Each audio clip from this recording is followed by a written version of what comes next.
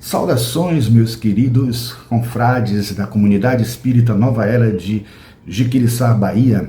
Quero saudar aqui o nosso irmão José Alberto, uma pessoa assim muito querida, que pediu ao Celso Seara, a quem eu agradeço muito, o convite, que nós pudéssemos fazer uma palestra agora, nesse final de ano, sobre um tema que pudesse ser até livre da minha escolha, e eu acabei escolhendo esse que vocês viram aí provavelmente na thumbnail, mas que se trata de o significado de o caminho, verdade e vida de Jesus, Como podemos interpretar esse significado?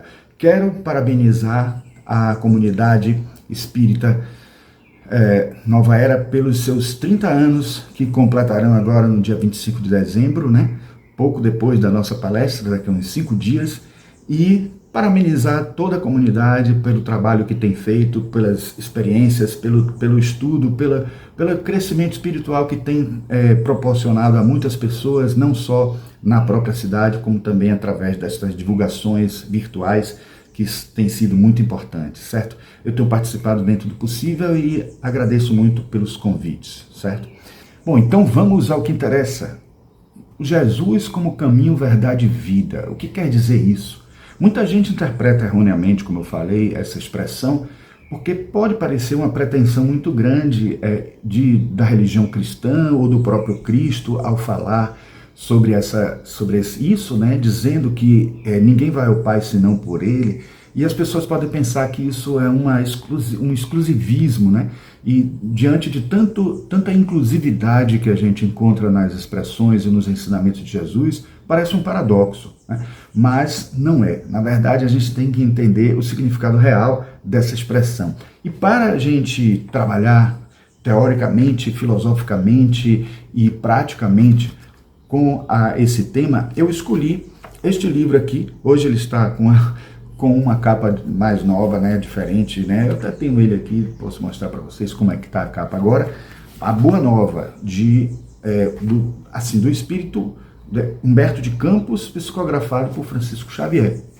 Eu sempre gostei muito da escrita de Humberto de Campos, e é, para mim, uma revelação muito forte, uma comprovação muito forte da mediunidade, quando a gente vê a escrita de Humberto de Campos tão assim, similar à que ele tinha quando vivo, através da linha da expressão de Francisco Cândido Xavier, que dificilmente iria conseguir escrever exatamente do modo como Humberto de Campos escrevia, mas traz uma linguagem belíssima e com um floreio, com uma estética da escrita muito interessante, muito peculiar de Humberto de Campos. E ele tem um capítulo aqui que até então eu me referia muito ao capítulo que falava do lava-pés, daquele que é o maior de todos, que, diga-se de passagem, é o capítulo seguinte a esse que eu vou ler aqui, que trata da última ceia.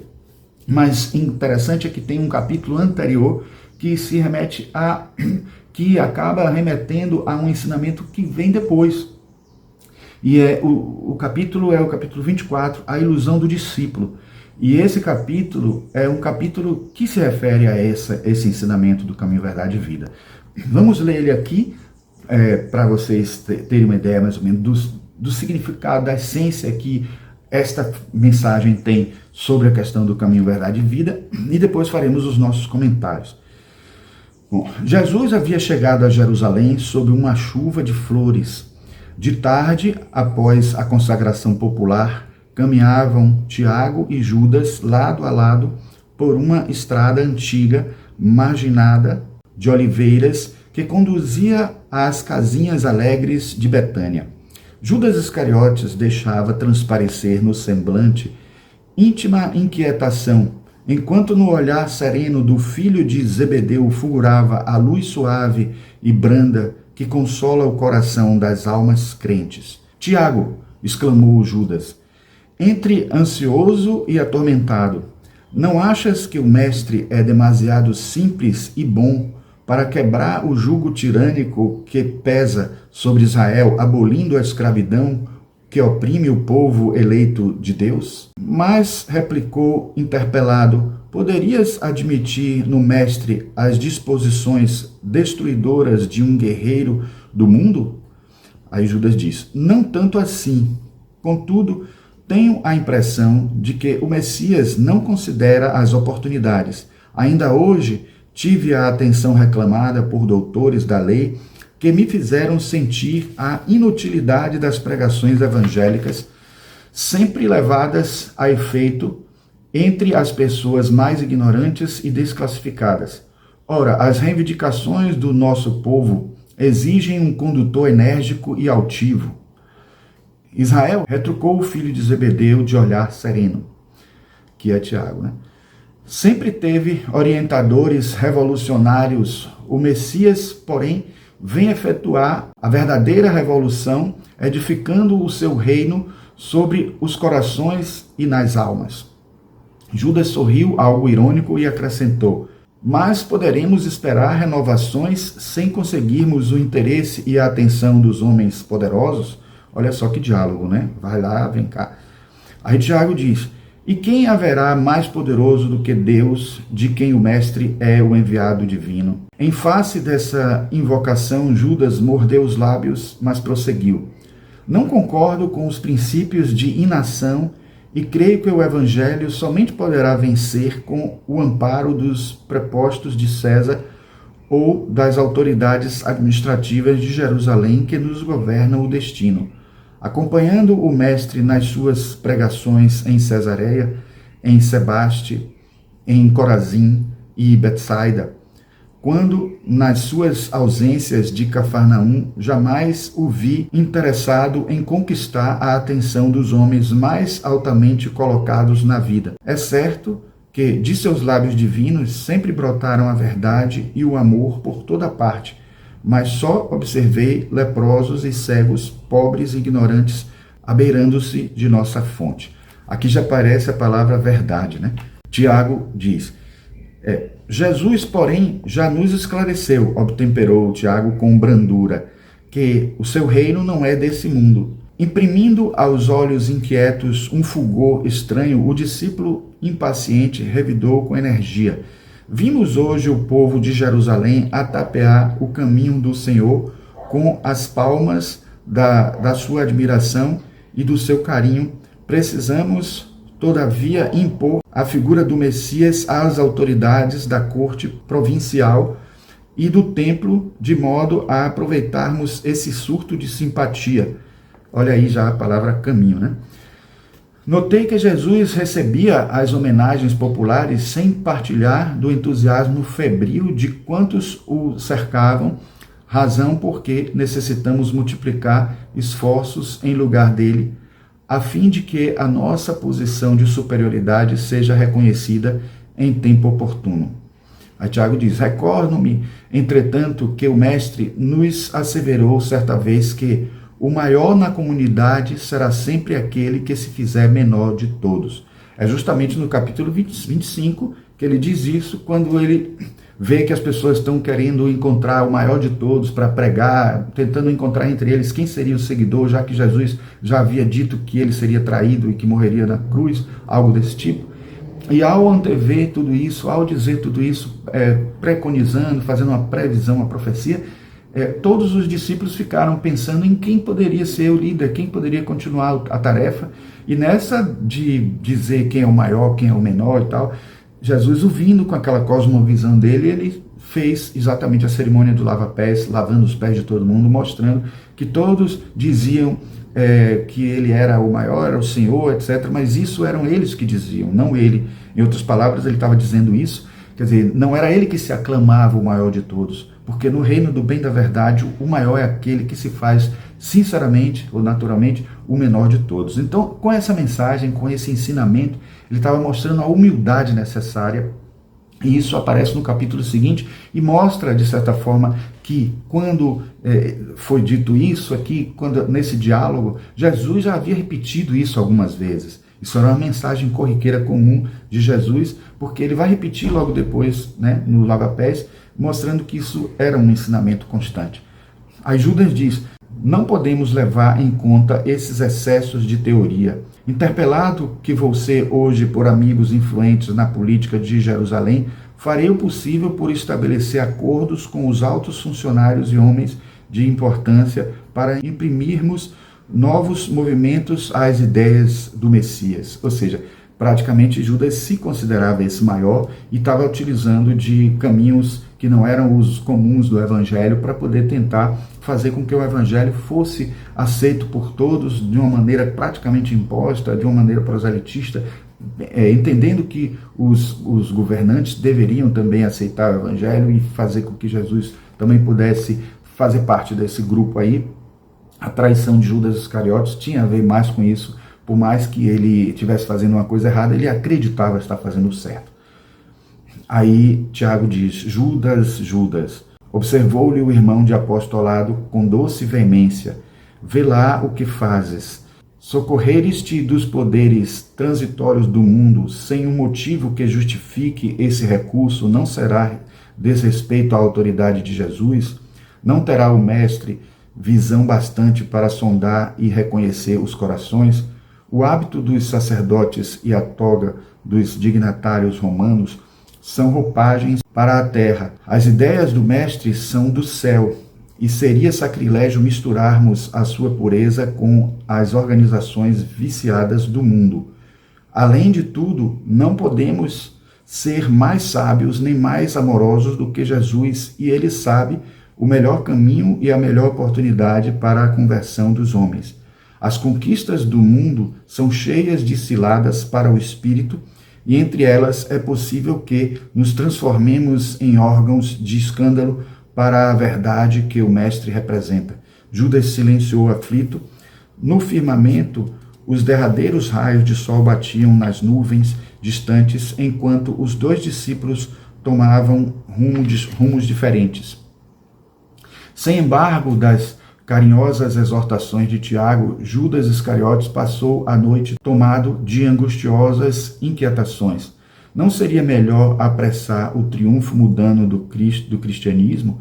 Israel não esperava um mestre que enfeixasse nas mãos todos os poderes? Valendo-se da doutrina do mestre, poderia tomar para si as rédeas do movimento renovador, enquanto Jesus, na sua bondade e simpleza, ficaria entre todos como um símbolo vivo da ideia nova.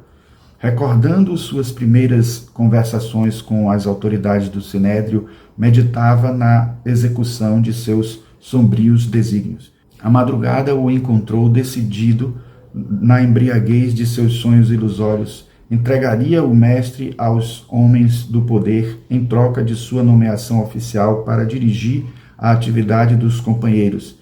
Teria autoridade e privilégios políticos, satisfaria as suas ambições aparentemente justas, com o fim de organizar a vitória cristã no seio de seu povo. Depois de atingir o alto cargo com que contava, libertaria Jesus e lhe dirigiria os dons espirituais de modo a usá-los para a conversão de seus amigos e protetores prestigiosos. O mestre, a seu ver, era demasiadamente humilde e generoso para vencer sozinho por entre a maldade e a violência.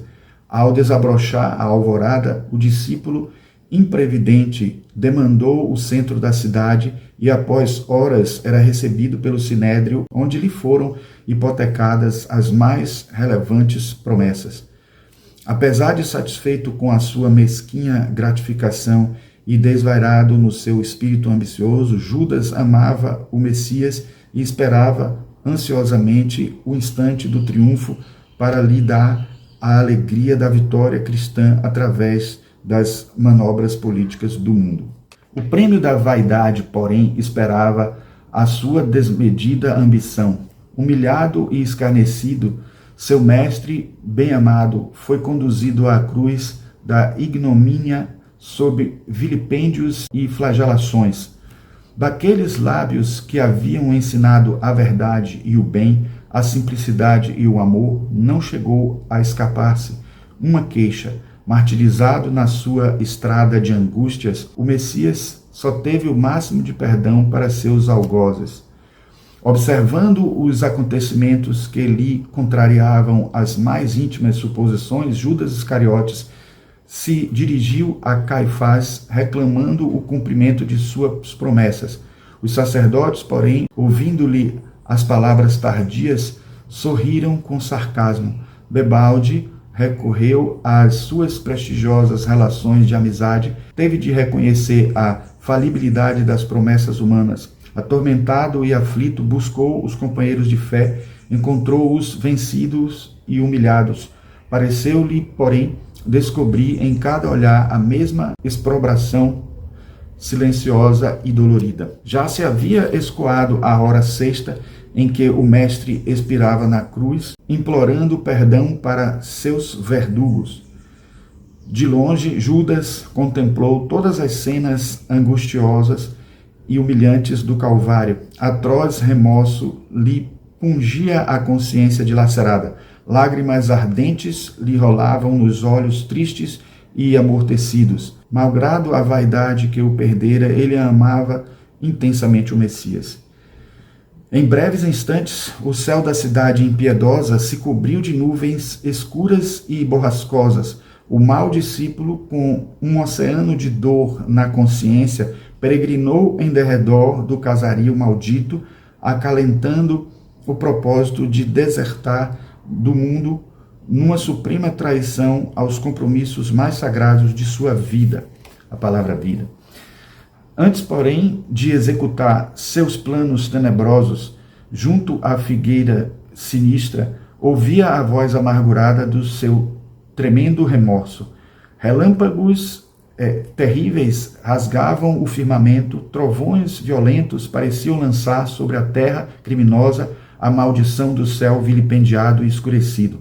Mas sobre todas as vozes confusas da natureza, o discípulo infeliz escutava a voz do Mestre, consoladora e inesquecível, penetrando-lhe os refolhos mais íntimos da alma.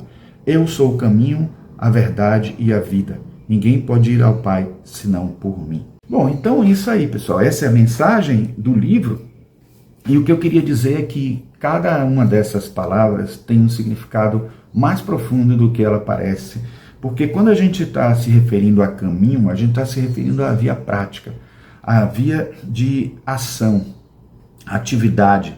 É o momento em que a gente percebe que não adianta a gente só ter teoricamente o evangelho na cabeça, de só ter teorias, de só ter coisas que, digamos, seriam assim, só da boca para fora, né? Essa passagem vocês só encontram em João capítulo 14, versículos de 1 a 7, que é principalmente o evangelista mais místico, vamos dizer assim. Então ele está mostrando aí 3 palavras que têm uma representatividade muito grande. A palavra da ação, eu diria a vocês que se poderíamos associar a alquimia, a astrologia, diríamos que o caminho está associado a Saturno e Lua, aquela prática, aquele modo de agir no mundo que é ensinado pelos nossos pais. Daí Saturno ser pai e Lua ser mãe.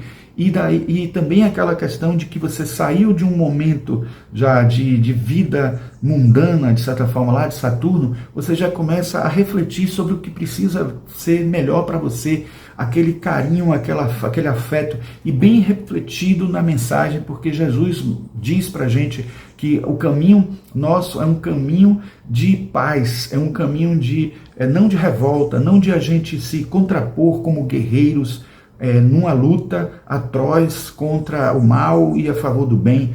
A exemplo de Gandhi, que ele pregava a não violência. Da mesma forma, o cristianismo trabalha que amarmos os nossos inimigos. Nós não devemos atuar de uma maneira agressiva quando orientamos, quando somos aqueles que estão na posição de orientar, ou de ajudar, ou de dar alguma palavra de apoio para algum crescimento espiritual, uma pregação espiritual. Então, a fala tem que ser doce, tem que ser suave, tem que ser amena, né?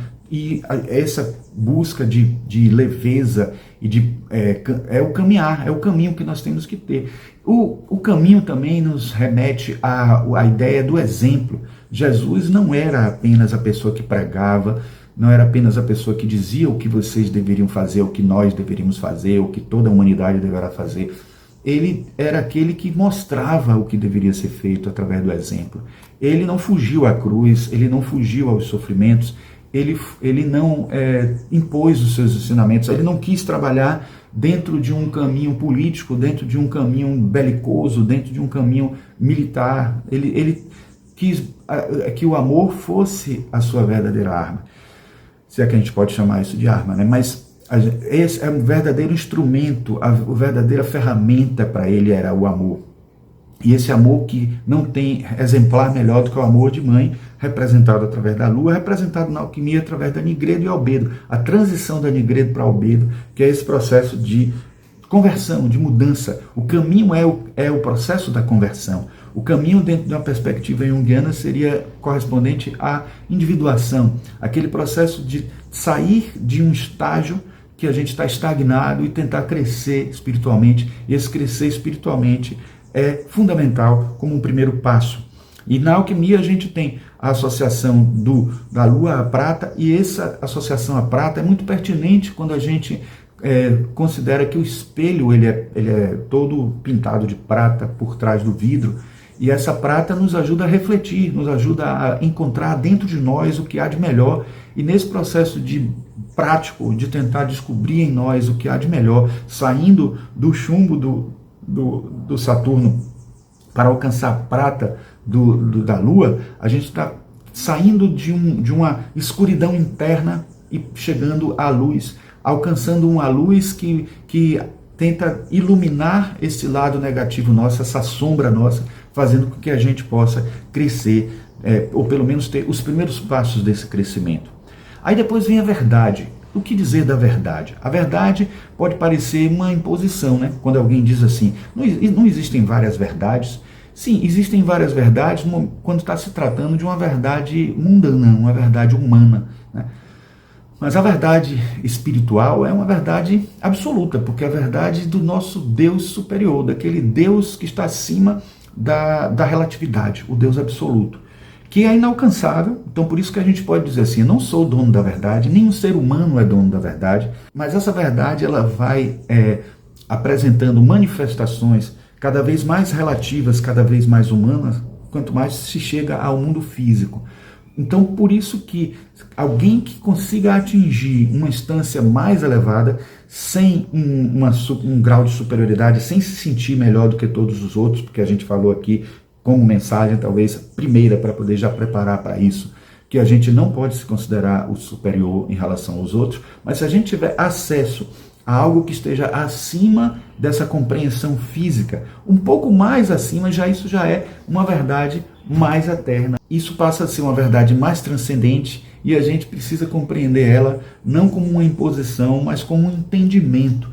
É como se a gente constatasse a realidade no universo. Então, o sentido dessa verdade é a verdade de compreender o que é que existe de fato no mundo e não ser iludido por esse Maia, por esse mundo que está à nossa volta. Dentro do nosso caminho, a gente é iludido o tempo inteiro. Então, ter a verdade como consciência, como meta, como trajetória do nosso caminho, ou como um roteiro para o nosso caminho, é de grande importância. Não é à toa que existe a velha e conhecida frase de todos vocês: conhecereis a verdade e a verdade vos libertará. Vos libertará de quê? De um caminho trôpego, de um caminho que lhe leve para algo que não seja o futuro benevolente, uma redenção espiritual, né? Uma redenção maior, humana, um aperfeiçoamento espiritual, uma regeneração espiritual. Então, essa verdade, ela não está nas religiões. Na verdade, ela pode estar na essência das religiões, porque toda religião tem um religare, ou pelo menos, se for traduzir no sentido do religare, ela tem algo que nos liga a Deus, independente da gente acreditar nisso ou não. Então isso é uma verdade transcendente, é uma verdade que não é imposta, não precisa ser imposta, não precisa ser religião cristã. A verdade, daí a importância que a gente vai entender disso. A frase que vem depois dessas três palavras, eu esclarecerei depois, que não é uma imposição para a religião cristã, e tudo isso são informações importantes para que a gente saiba que existe sim uma verdade que nos impulsiona para a frente, mas a gente acaba sendo iludido. Então por isso que sair dessas ilusões, dessa fake news de coisas que acontecem no nosso mundo e compreender essa verdade transcendente, faz com que a gente se liberte de muitos aprisionamentos, de muitos engessamentos da vida, né? E a gente tem que lembrar que o Espiritismo se colocou numa posição muito importante nessa tarefa, quando se coloca como o espírito de verdade. Existe um espírito de verdade que está ali tentando, com o objetivo, tentando trazer a nós essa verdade espiritual, né? E quando os discípulos calarem, as pedras falarão. Por muito tempo ainda acreditei que essas pedras eram as lápides, mas na verdade as pedras falarão, porque até os seres inanimados falarão, porque eles têm uma verdade intrínseca. A verdade está na realidade do mundo. Se a gente olhar em tudo que está à nossa volta, a gente vai encontrar essa verdade. Se a gente pegar um átomo, ampliar ele no microscópio eletrônico, a gente vai encontrar essa verdade no mundo material. Então, o que é esse, quando os discípulos calarem, as pedras falarão? Simplesmente não são as pedras da lápide dos mortos. Por mais que a gente tenha que entender como espírita que isso pode ser uma boa analogia, uma analogia interessante para que a gente compreenda que os espíritos falarão pelos evangelistas ou pelo próprio Jesus que esteve aqui, pelos avatares, e que vão estar assim trazendo informações muito úteis quando a gente souber realmente fazer a diferença do joio e do trigo, encontrar os espíritos que realmente vão trazer informações frutíferas, porque tem muitos aí falsos profetas e a gente tem que ter cuidado com isso. Então, essas mensagens são muito úteis e essa analogia da pedra como lápide também pode ser útil até um certo momento, mas a gente tem que entender também a verdade por trás dessa verdade. A verdade por trás dessa pedra. O que é que essa pedra está querendo dizer? Se desde um mundo mineral nós já temos ali um princípio espiritual, um princípio inteligente que vai crescendo, evoluindo, né, dentro do fluido cósmico universal, nessa trajetória de fazer a matéria evoluir e o espírito evoluir, e nesse processo de evolução, de coevolução, a gente encontrar ali um caminho espiritual muito importante. Nós como seres sencientes, somos importantes nesse momento de encontrar, de ter consciência dessa verdade, e essa verdade nos ajudar a uma libertação, um crescimento espiritual, um crescimento interior. A verdade, dentro de uma visão mais espiritualista, mais assim, ocultista, a gente pode dizer que seria o Mercúrio, né? Que está associado ao ar, à mente, ao pensamento, à mente consciente. Mercúrio tanto como elemento quanto como planeta, né? E essa ideia da mente consciente orientando, dizendo para a gente, depois da emoção da lua, depois da emoção da albedo, a gente vem com os chamados citrínitas, que é uma fase pouco conhecida da alquimia, da opus alquímica, né? Nesse processo todo de transição, de individuação, a gente tem um momento de conscientização, de saber que agora a gente segue um caminho que vai precisar ter uma objetividade, um caminho que tem que ter uma trilha, tem que ter um mapa, e esse mapa é um mapa que a mente permite que a gente possa formular e permite que a gente possa fazer o direcionamento ser mais objetivo, mais certeiro e mais determinista.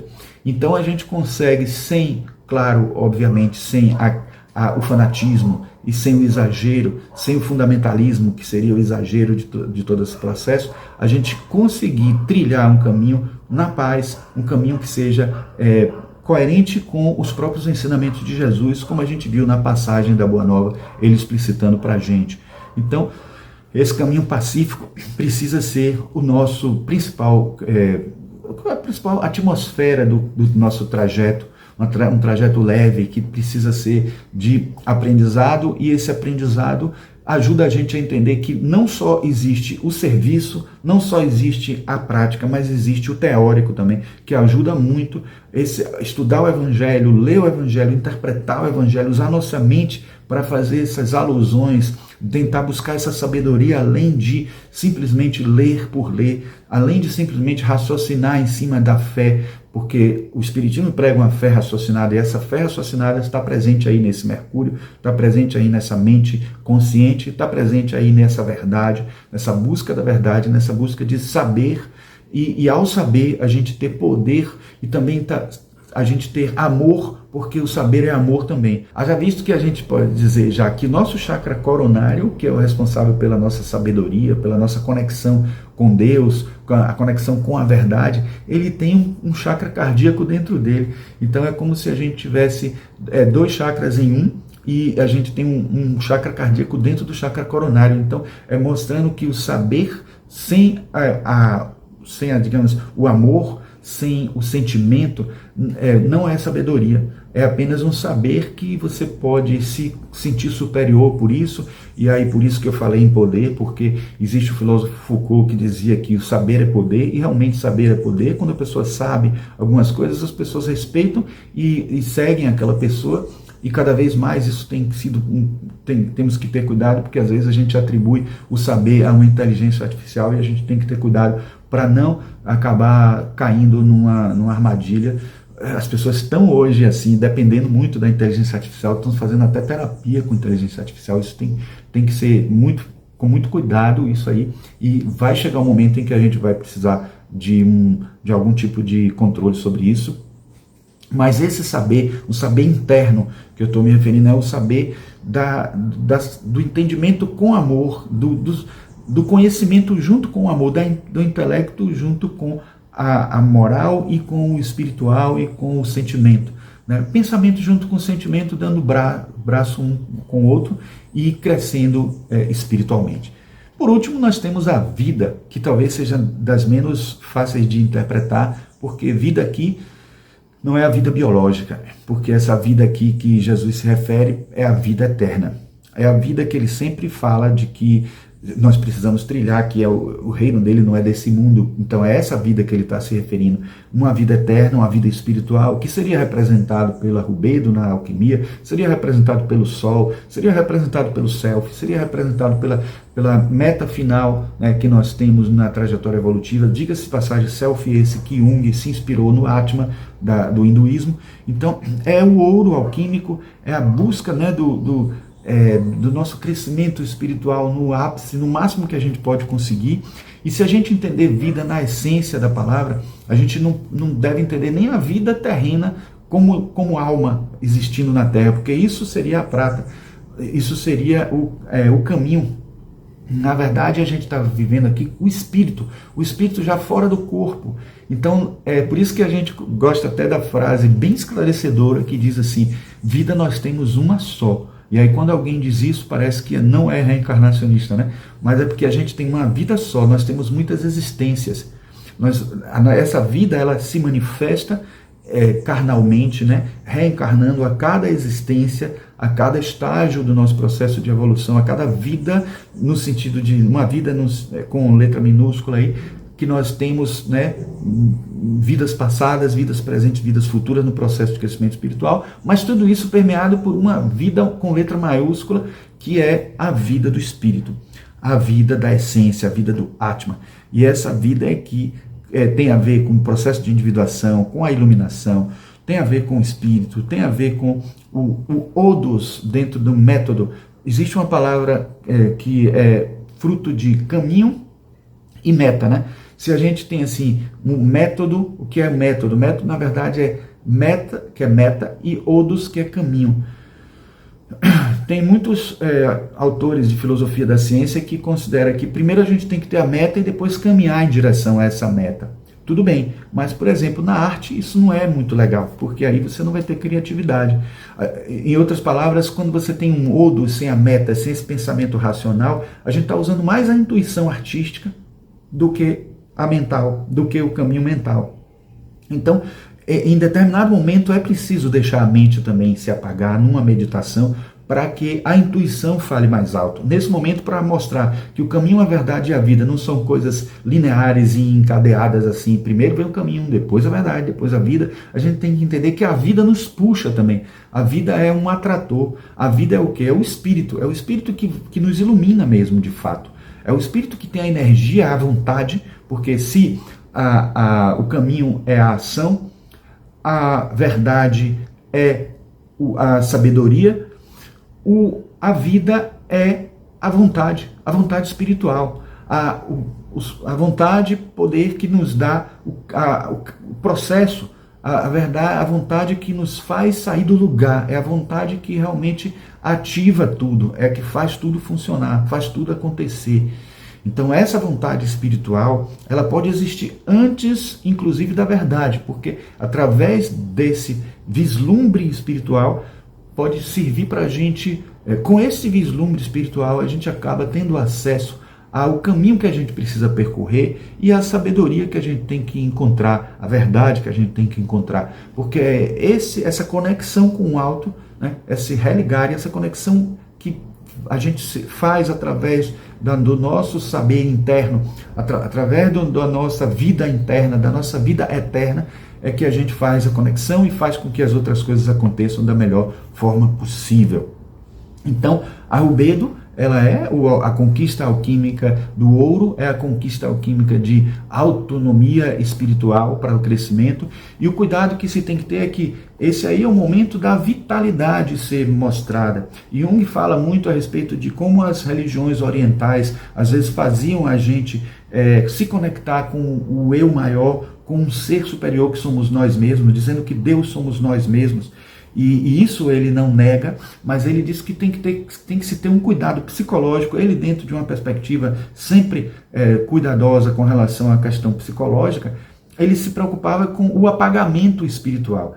Porque em determinado momento, por isso que ele falava tanto da individuação, o self não é muito distante da nossa individualidade, num sentido não individualista, num sentido não egoísta, mas no sentido de algo que o self é coletivo, o self é espiritual, o self é também olhar para o outro, mas o olhar para si mesmo como um ser, sabendo que você é um ser independente, é um ser autônomo, capaz de agir, também é importante. É a mensagem do sol, é a mensagem do eu, é a mensagem solar, de entender que nós somos um indivíduo e continuaremos indivíduo, mesmo numa máxima evolução que alcançarmos.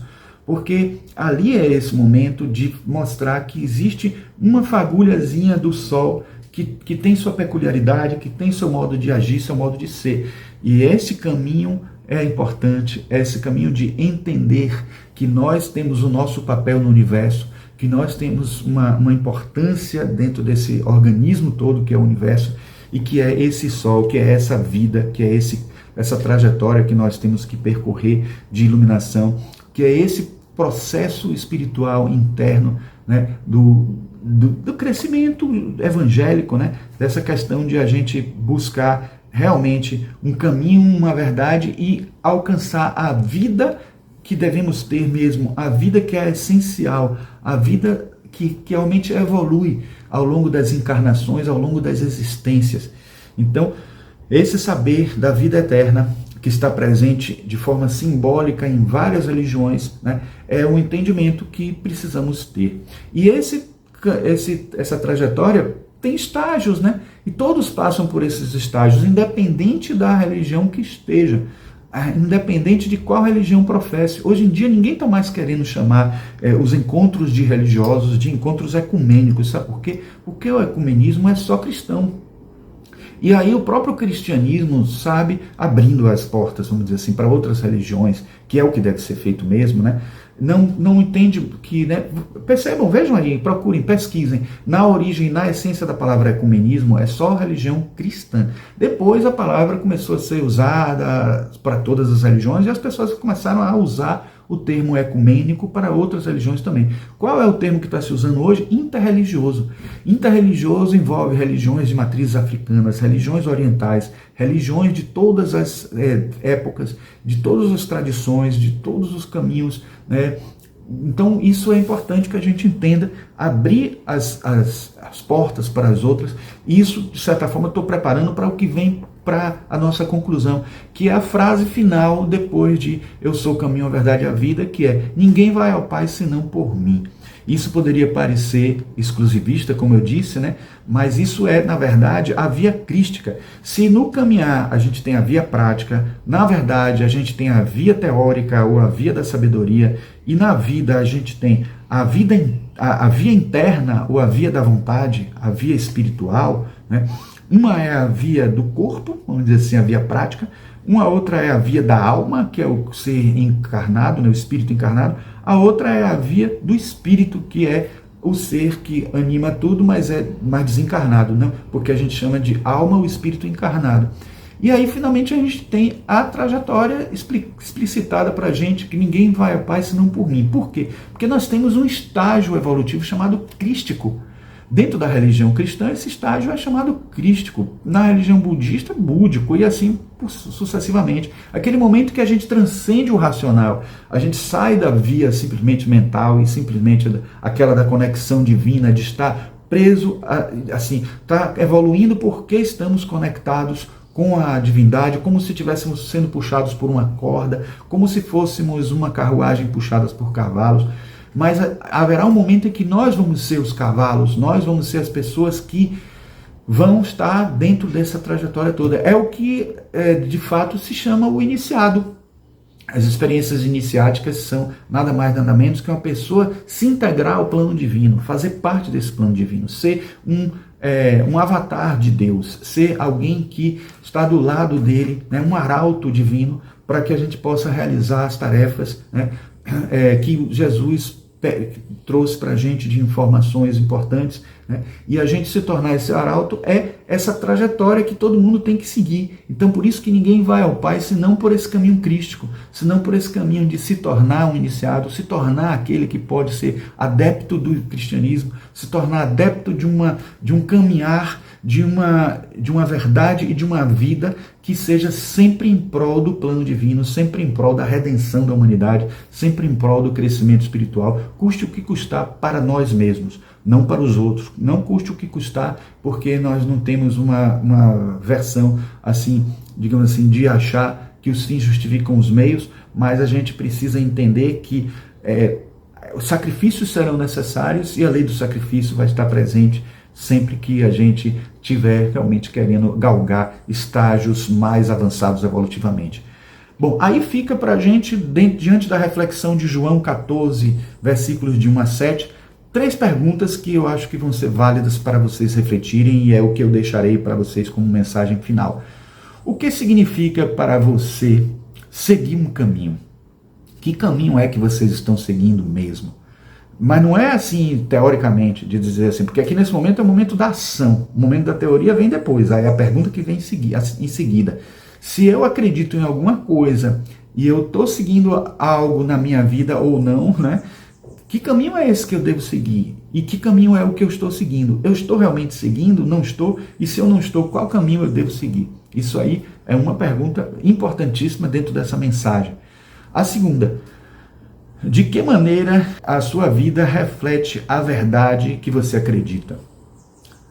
Aí a questão é de ver assim, eu tenho uma verdade e que verdade é essa? Se essa verdade merece uma reflexão maior, se tem outras opiniões, eu olhar essas outras opiniões para ver se mantenho a minha verdade, se existem outras verdades, se existe uma verdade transcendente, uma verdade que você já consegue alcançar, que ela não é uma coisa que depende de uma ou de outra filosofia, ou de uma ou de outra maneira de ser, ou da época, é uma verdade assim eterna. Existe isso? Existe uma lei universal? Com certeza existe. Eu até já fiz muitas palestras falando sobre isso, que eu acredito numa lei universal, mas não acredito que nós temos já a condição de detectar qual seria essa lei universal. Nós temos pistas disso, o próprio Evangelho traz pistas sobre isso, né?